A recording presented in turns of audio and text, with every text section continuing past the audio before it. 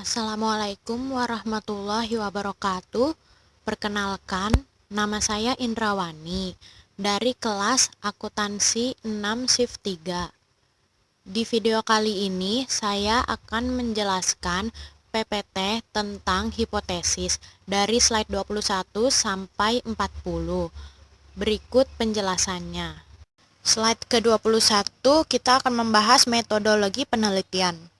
Sistematika usulan penelitian skripsi kuantitatif.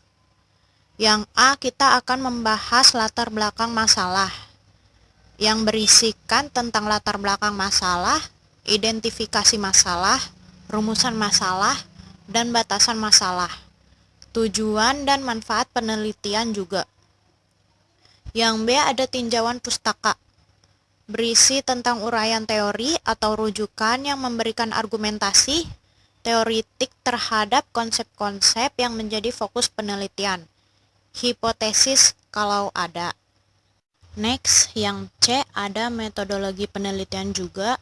Yang pertama itu ada batasan konsep dan definisi operasional variabel. Maksudnya itu memberikan tolak ukur atau parameter suatu variabel penelitian yang diukur. Nah, agar variabel dapat diukur dengan menggunakan instrumen atau alat ukur, maka variabel harus diberi batasan atau definisi yang operasional atau definisi operasional variabel. Definisi operasional ini penting banget dan diperlukan agar pengukuran variabel atau pengumpulan data itu konsisten antara sumber data responden yang satu dengan responden yang lainnya. Di samping itu, variabel juga harus didefinisi operasionalkan yang juga perlu dijelaskan cara atau metode pengukurannya, hasil ukur atau kategorinya, serta skala pengukuran yang digunakan untuk memudahkan. Biasanya definisi operasional itu disajikan dalam bentuk matriks yang terdiri dari kolom-kolom. Terus yang kedua itu ada validitas dan reliabilitas instrumen penelitian. Baik tidaknya suatu instrumen penelitian ditentukan oleh validitas dan reliabilitasnya. Validitas instrumen mempermasalahkan sejauh mana pengukuran tepat dalam mengukur apa yang hendak diukur. Sedangkan reliabilitas mempersalahkan sejauh mana suatu pengukuran dapat dipercaya karena kajengannya. Yang ketiga ada teknik pengumpulan data, yaitu berisikan menjelaskan teknik pengumpulan data yang digunakan. Yang keempat ada populasi, sampel, dan teknik pengambilan sampel. Yang kelima ada teknik analisis data. Selanjutnya ada sistematika usulan penelitian skripsi kualitatif. Yang A, kita akan membahas latar belakang masalah. Bisa dilihat di layar akan berisikan tentang latar belakang masalah, identifikasi masalah, rumusan masalah, dan batasan masalah. Juga ada tujuan dan manfaat penelitian. Yang B juga ada tinjauan pustaka, yaitu berisi uraian teori atau rujukan yang memberikan argumentasi teoritik terhadap konsep yang menjadi fokus penelitian. Next, slide ke-24 masih metode penelitian. Yang pertama, kita akan membahas batasan konsep dan definisi operasional variabel.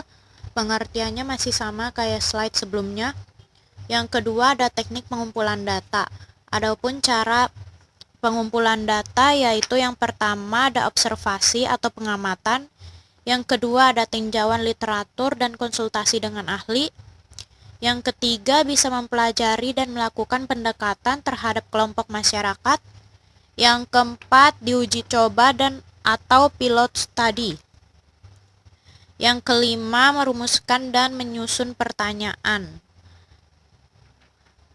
Selanjutnya yang ketiga ada penetapan responden dan informan penelitian. Maksudnya memberikan penjelasan yang menjadi dasar penentuan responden dan informan penelitian serta teknik pengambilan sampelnya. Adapun yang keempat teknik analisis data. Yang dimaksud dengan teknik analisis data ialah metode dalam memproses data menjadi informasi. Saat melakukan suatu penelitian, kita harus menganalisis data agar data tersebut mudah dipahami. Analisis data juga diperlukan agar kita mendapatkan solusi atas permasalahan penelitian yang tengah dikerjakan oleh kita. Next, kita akan membahas selanjutnya yaitu teori, konsep, dan perumusan hipotesis.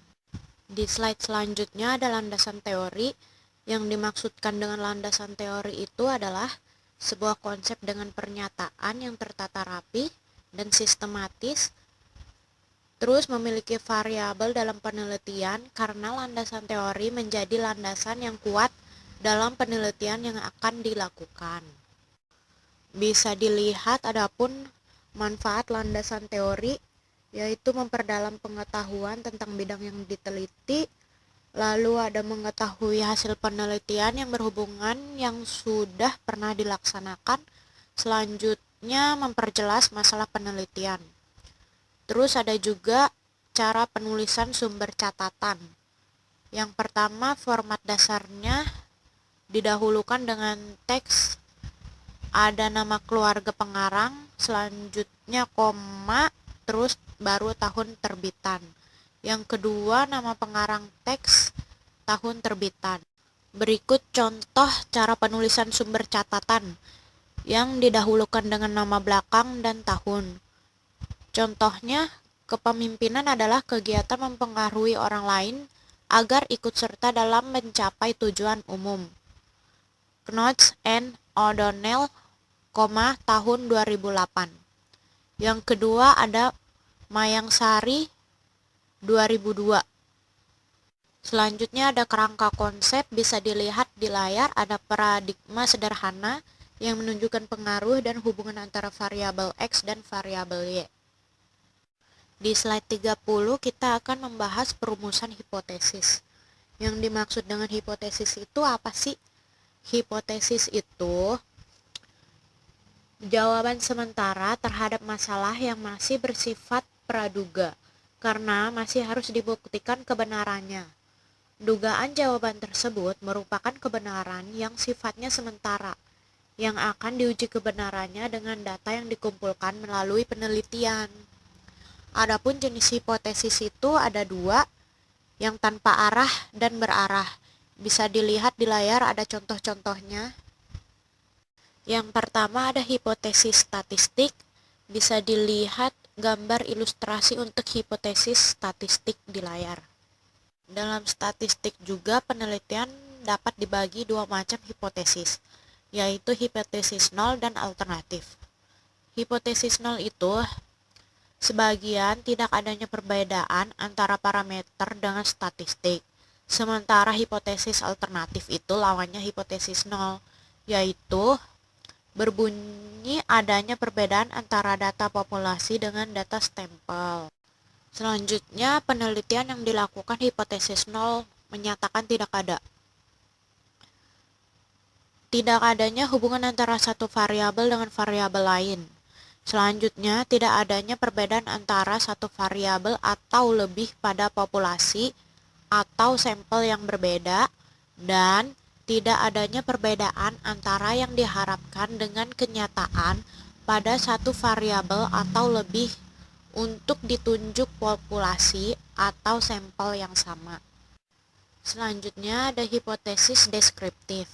Yang dimaksud dengan hipotesis deskriptif itu adalah sebagai dugaan atau jawaban sementara terhadap masalah deskriptif yang berhubungan dengan variabel tunggal atau mandiri. Contoh perumusan masalahnya bisa dilihat sebagai berikut. Terus dari 3 permasalahan di atas, maka rumusan hipotesisnya bisa dilihat di layar. Selanjutnya ada statistik yang digunakan untuk menguji hipotesis deskriptif. Bisa dilihat dalam tabel yang ada di layar. Selanjutnya ada hipotesis komparatif. Yang dimaksud dengan hipotesis tersebut ialah sebagai dugaan atau jawaban sementara terhadap rumusan masalah yang mempertanyakan perbandingan atau komparasi antara dua variabel penelitian. Berikut adalah statistik yang digunakan untuk menguji hipotesis komparatif, bisa dilihat di dalam tabel tersebut.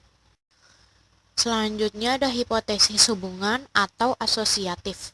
Yang dimaksud dengan hipotesis tentang hubungan yaitu hipotesis yang menyatakan tentang saling hubungan antara dua variabel atau lebih, mengacu ke penelitian korelasional. Di slide selanjutnya, kita dapat melihat statistik yang digunakan untuk menguji hipotesis asosiatif. Bisa dilihat di dalam tabel tersebut. Yang terakhir ada hipotesis kausal, yaitu sebab dan akibat. Hipotesis kausal dapat diartikan sebagai dugaan atau jawaban sementara terhadap rumusan masalah yang mempertanyakan pengaruh faktor prediktor terhadap variabel respon. Demikian penjelasan yang dapat saya sampaikan. Kurang lebihnya mohon maaf. Wassalamualaikum warahmatullahi wabarakatuh.